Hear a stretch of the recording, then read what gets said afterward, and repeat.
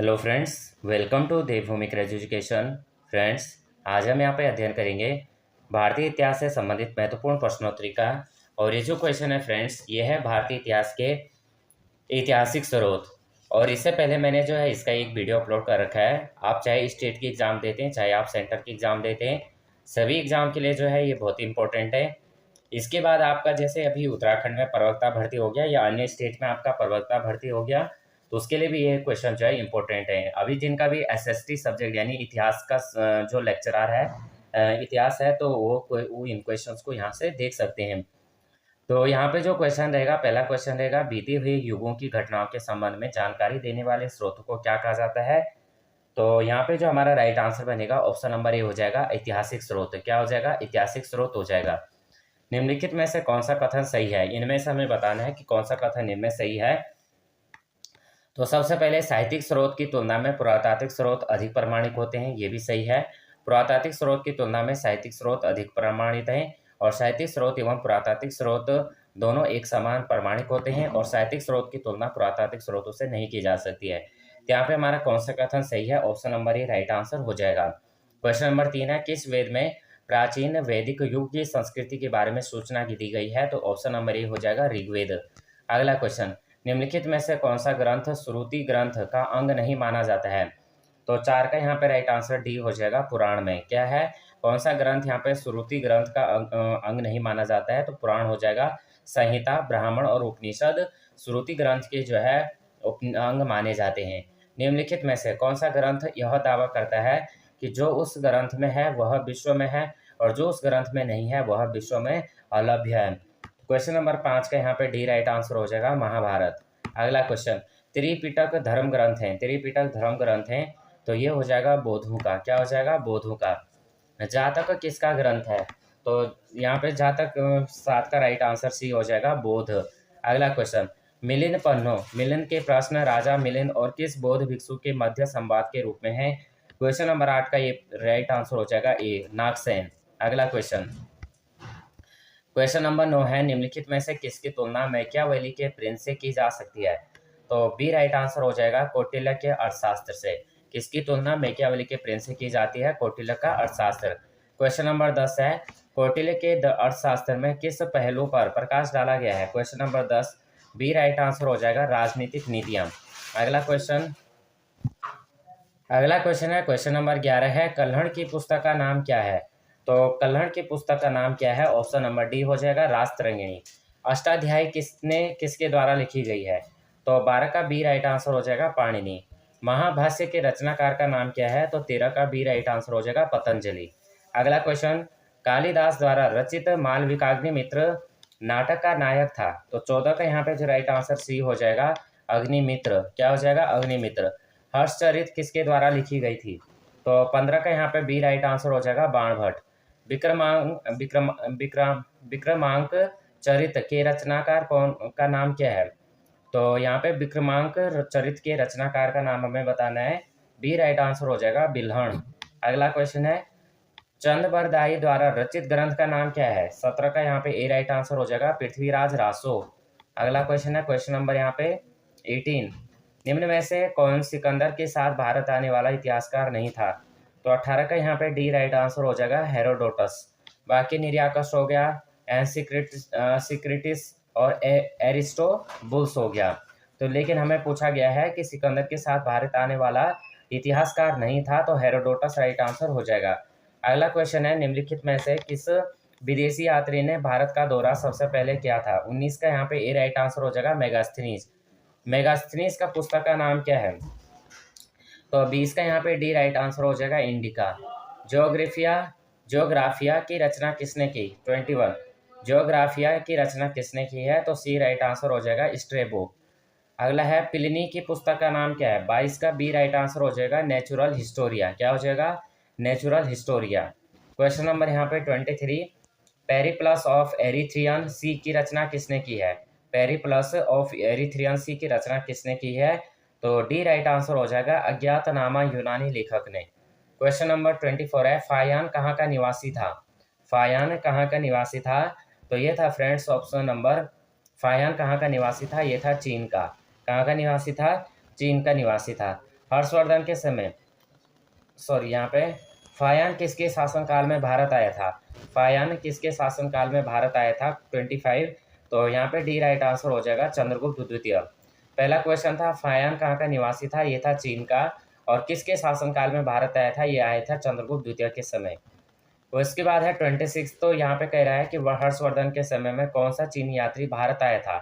तो हर्षवर्धन के समय जो आया था वो आया था वेनसांग। कौन आया था? वेनसांग जो है हर्षवर्धन के समय भारत आया था। और फायन किसके शासनकाल में आया था? चंद्रगुप्त द्वितीय के समय में आया था। 9वीं सदी में भारत आए अरब यात्री सुलेमान ने किस साम्राज्य को रुहमा कहकर संबोधित किया? तो यहाँ पे जो 27 ए राइट आंसर हो जाएगा पाल। अगला क्वेश्चन, अल बैरून किसके शासनकाल का इतिहासकार था?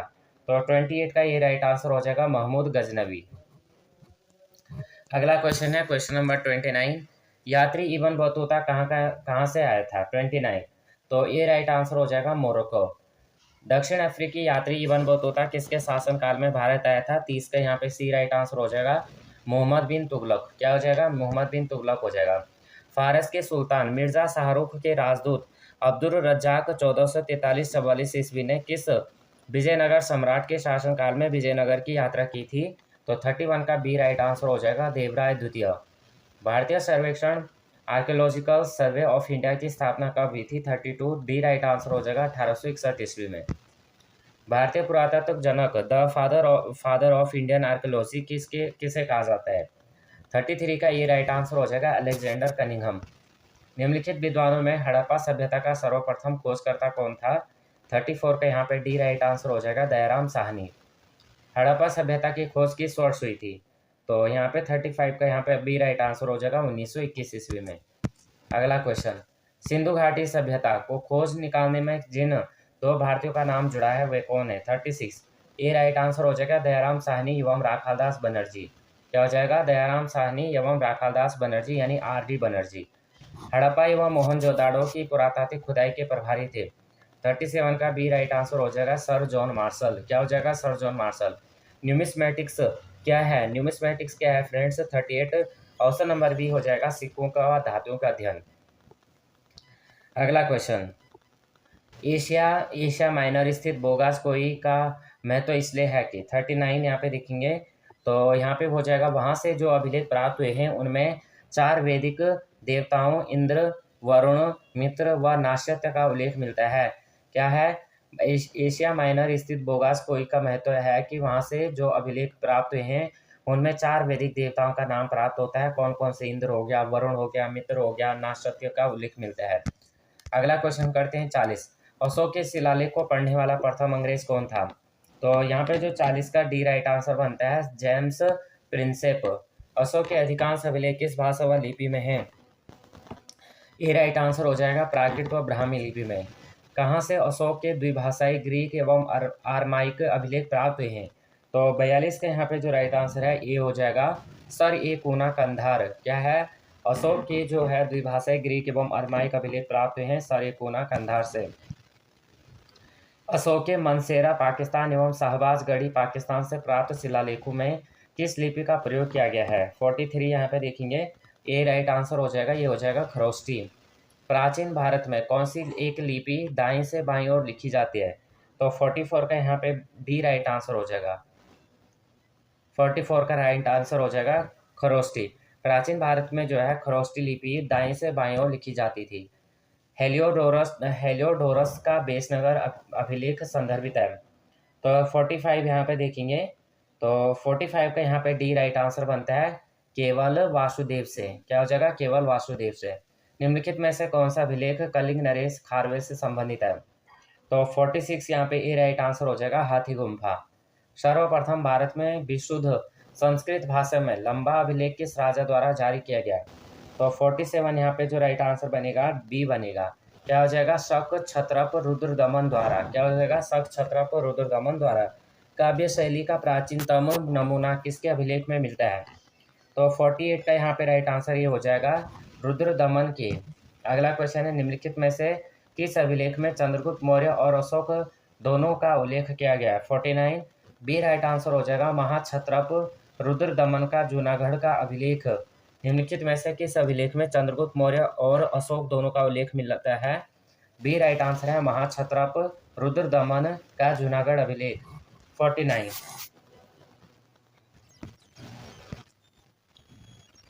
50 क्वेश्चन है समुद्रगुप्त की सैनिक उपलब्धियों का वर्णन उसके किस अभिलेख में उपलब्ध है? तो 50 का यहाँ पे जो राइट आंसर है ऑप्शन नंबर डी हो जाएगा, प्रयाग के। अगला क्वेश्चन है, क्वेश्चन नंबर है 51। तो 51 क्वेश्चन है, प्रयाग प्रशस्ति अभिलेख का लेखक हरिश्चंद्र किसके शासक का दरबारी कवि था? तो यहाँ पे ए राइट आंसर बनता है समुद्रगुप्त।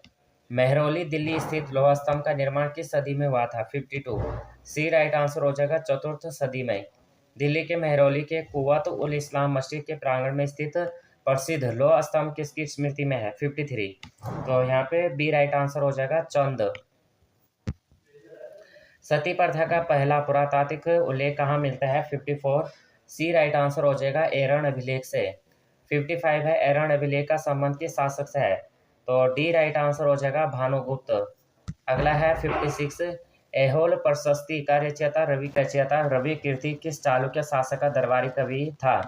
तो यहाँ पे 56 का यहाँ पे बी राइट आंसर हो जाएगा पुलकेशिन द्वितीय।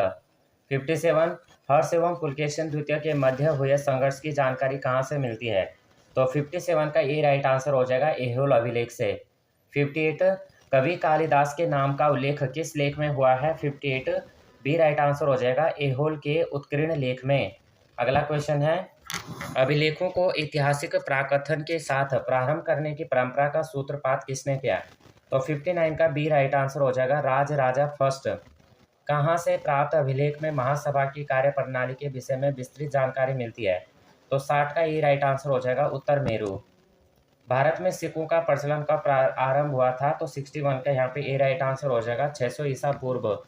अगला क्वेश्चन है, भारत में प्राचीनतम मुद्रा माना जाता है? 62। ए राइट आंसर हो जाएगा आहत सिक्के।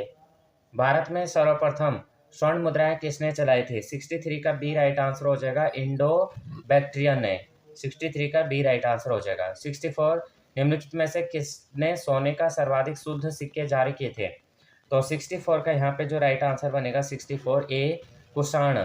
सातवाहनों के समय में मुद्रा सर्वाधिक किस धातु के बनी होती थी? तो राइट आंसर ए हो जाएगा सीसा। अगला क्वेश्चन करते हैं, निम्नलिखित में से किसने बड़े पैमाने पर स्वर्ण मुद्राएं चलाई थी? तो 66 का सी राइट आंसर हो जाएगा कुषाण शासकों ने। सोने के सर्वाधिक सिक्के किस काल में जारी किए गए थे? बी राइट आंसर हो जाएगा गुप्त काल में। निम्नलिखित में से किस स्थल से रोमन सिक्के मिले हैं? 68। डी राइट आंसर हो जाएगा ये हो जाएगा अरिकमेडु। भीमबेटका किसके लिए प्रसिद्ध है? 69। ए राइट आंसर हो जाएगा गुफाओं के शैल चित्र के लिए। प्राचीन काल में भारत के लोग बर्मा को किस नाम से जानते थे? 70। तो ए राइट आंसर हो जाएगा सुवर्ण भूमि।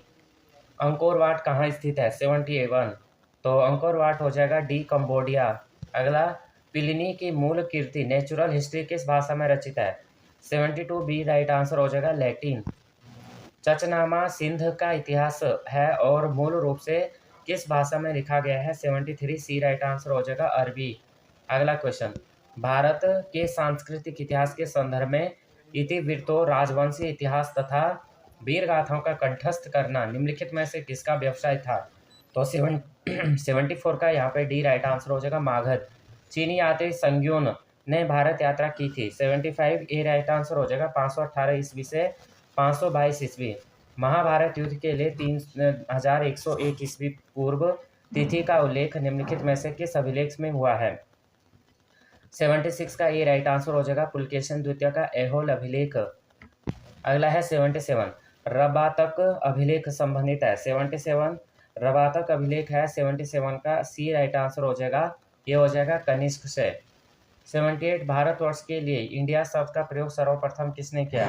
तो 78 का ए राइट आंसर हो जाएगा हेरोडोटस। 79 है किसने ब्राह्मी एवं ख्रोष्टी लिपियों को उद्वाचित किया? 79। तो डी राइट आंसर हो जाएगा ये क्या था? James Prinsep. निम्नलिखित में से प्राचीन भारत की कौन सी लिपि दाहिने से बाईं ओर लिखी जाती थी? 80 का सी राइट आंसर हो जाएगा ये हो जाएगा ख्रोष्टी। तो यहाँ पे फ्रेंड्स हमारे जो क्वेश्चन हुए टोटल 80 क्वेश्चन हमने किए। और अगर आपको ये वीडियो हेल्पफुल लगती है तो प्लीज़ वीडियो को लाइक शेयर और सब्सक्राइब करना, बेल आइकन को प्रेस करना। जय हिंद, जय भारत।